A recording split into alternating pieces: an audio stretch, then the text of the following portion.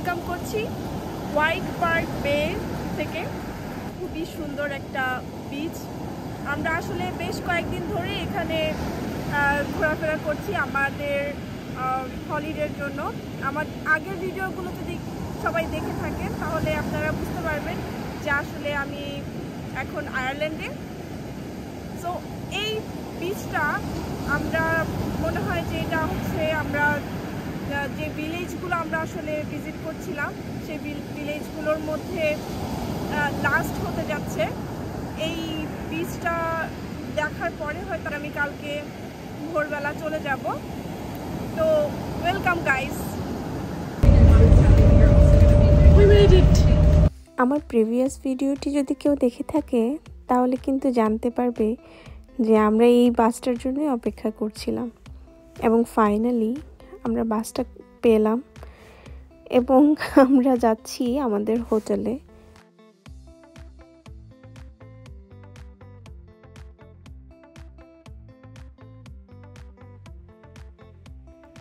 তো হোটেল থেকে খাওয়া দাওয়া করে গোসল করে প্রপার রেডি হয়ে আমরা চলে গেলাম আমাদের বিচটা, যেটা হোটেলের পাশে যে বিচটা আছে সেটা এনজয় করার জন্য। আর যাওয়ার পথে এত সুন্দর একটা রাস্তা দিয়ে যাচ্ছিলাম, এটা একটা ট্রেইল বা ওয়াকওয়ে হ্যাঁ বলতে পারেন। এত সুন্দর, চতুর্দিকে শুধু সবুজ আর স্যান্ডি, খুবই সুন্দর। মানে সমুদ্রের পার আসলে যাওয়া হয় আর কি, সমুদ্র তীরবর্তী এলাকাগুলো আসলে যেমন খুবই সুন্দর। সবুজ তো আমার অল টাইম ফেভারিট। সবুজ কিছু দেখলেই মনে হয় তাকিয়ে থাকি, অনেক সুন্দর লাগে। আর তার মধ্যে যদি ছোট ছোট জায়গায় কিছু সুন্দর ফুল থাকে তাহলে তো আরও ভালো লাগে। আর আমি একদম ভালোভাবে রেডি হয়ে গেছি যে আজকে অনেক সুন্দর কিছু ছবি তুলবো, কারণ এই মেমোরিটা আসলে ধরে রাখতে হবে। আমার মোমেন্টসগুলো আমি আসলে এভাবেই ক্যাপচার করতে পছন্দ করি। মজার ব্যাপার হচ্ছে আমরা কিন্তু ভেবেছিলাম এই হোটেল রিজার্ভেশনটাকে ক্যান্সেল করে দিব।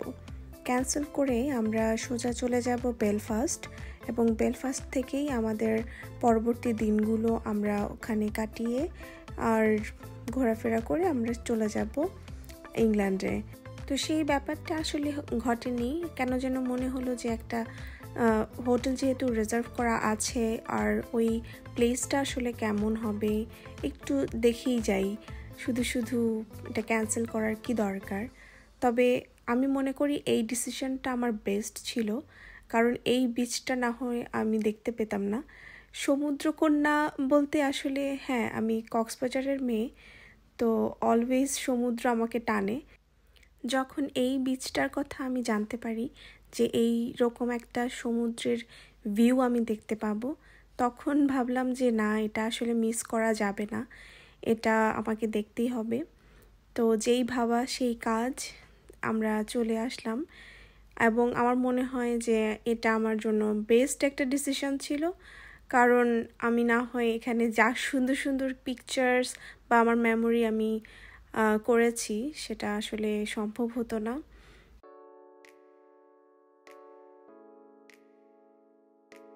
তো ছোট করে এই জায়গাটা সম্পর্কে বলতে গেলে বলা যায় যে প্রায় 8000 খ্রিস্টপূর্বে এই আয়ারল্যান্ডের এই দ্বীপে প্রথম মানুষের পদচিহ্ন পড়ে। তারা কোথা থেকে এসেছিল এবং কেন এসেছিল সে সম্পর্কে কিছুই জানা যায়নি। তবে পরবর্তীতে একজন 16 বছরের কিশোরী, একজন 20 বছরের মহিলা এবং একজন প্রাপ্তবয়স্ক মহিলার হাড় এখানে এই পাহাড়ে পাওয়া যায়। তারপর প্রায় 1930 খ্রিস্টাব্দে লোকাল একজন আর্কিওলজিস্ট অ্যান্ড্রিউ ম্যাকলেন একটি 7 ফুট গুহার ফ্লোর খনন করেছিল, এবং তিনি প্রতিটা লেয়ারে মানুষের এভিডেন্স খুঁজে পাচ্ছিল, যেমন লোহার অবজেক্ট, লোডিং পিস্তল, হাড় দিয়ে তৈরি চিরুনি এবং ফায়ারপ্লেস, অ্যানিম্যাল শেল, বোনস, এই মাত্র 7 ফুটের এই গুহায়ই মিলে যাচ্ছিল পুরো একটি সভ্যতার নিদর্শন। ভাবতেই খুব অবাক লাগে, তাই না?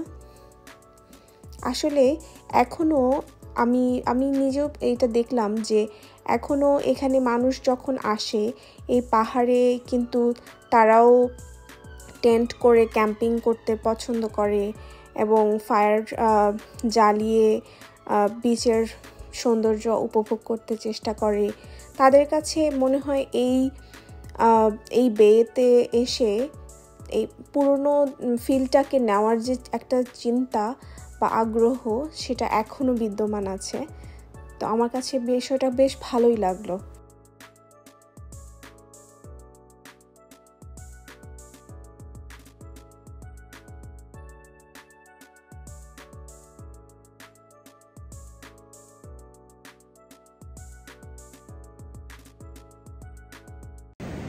এখন হচ্ছে জাস্ট সূর্যটা ডুবে যাবে এইরকম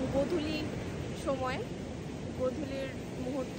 এই সময়টাতে যে এই লাইটটা সানলাইটের সাথে এরকম পারফেক্ট পিকচার যদি কেউ তুলতে চায় তাহলে আসলে এরকম একটা মোমেন্টে আসাটাই উচিত। কারণ সারাটা দিন এত পরিমাণের রোদ ছিল, ওই সময়টাতে এখানে আসলে পারফেক্ট পিকচার পসিবল না।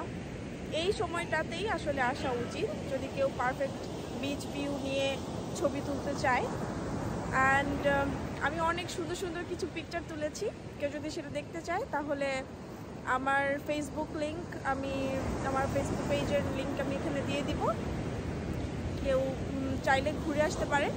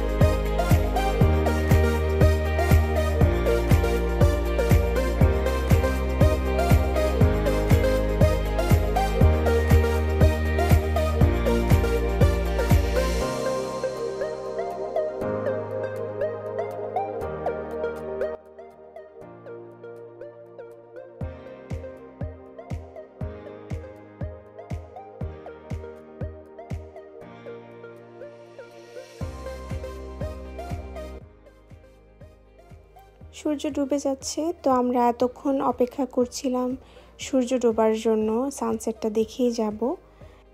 তো এই অবস্থাতেও পানিতে মানুষজন নামছে।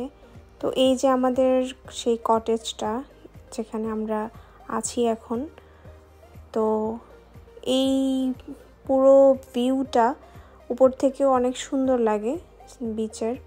তো এখানে এখন দেখা যাচ্ছে মানুষজন স্টিল আসছে এবং অনেকের প্রিপারেশন আছে যে ওরা ক্যাম্পিং করবে। এখন ওরা আগুন জ্বালাচ্ছে, ওদের প্রিপারেশনের কোনো কমতি নাই। তো আমাদের অলরেডি ঠান্ডা ঠান্ডা লাগা শুরু হয়ে গেছে।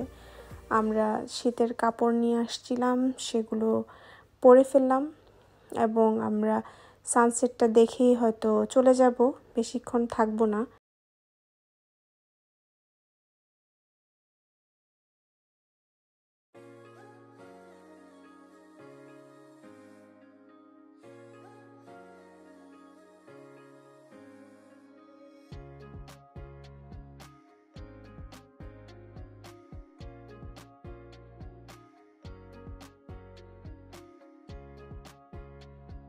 এভাবে একটি সুন্দর দিন কেটে গেল।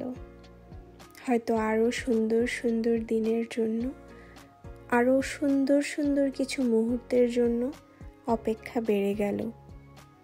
এই অপেক্ষার নামই কি জীবন? এভাবে জীবন চলে, তার নিজের সুগতিতে। সুখ দুঃখ মিলিয়ে আর এত হাসি কান্নার আবহে আমাদের এই জীবনটা এভাবেই চলে যায়।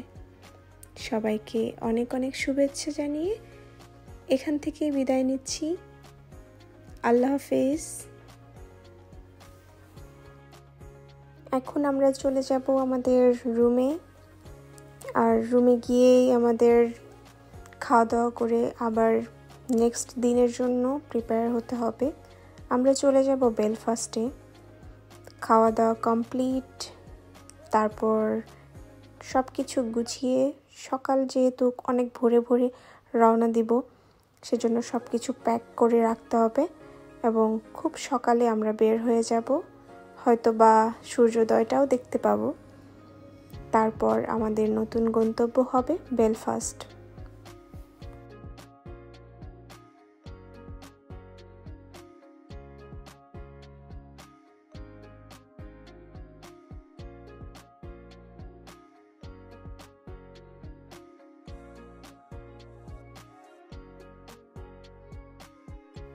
আর এই তো খুব ভোরে ভোরে উঠে আমি রেডি হয়ে সকালের সূর্যোদয়টা দেখতে পেলাম। অসাধারণ সুন্দর সবুজ পাহাড়, সাগরের ঢেউ, আর ওই দূরে সূর্যোদয়ের লাল এবং হলুদ রঙের যে আভাটা দেখা যাচ্ছে, জাস্ট অসাধারণ। তো আমাদের এখন বিদায় বেলা। এই হোটেল থেকে আমরা আজকে চলে যাব বেলফাস্টে আমাদের আরও একটি দিন। তো আশা করছি সবাই আমাদের সাথেই থাকবেন।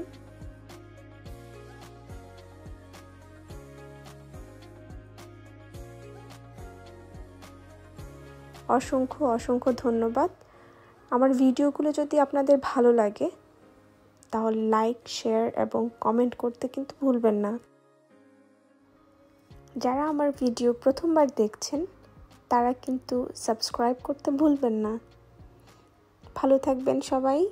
আজ এ পর্যন্তই। খোদা হাফেজ।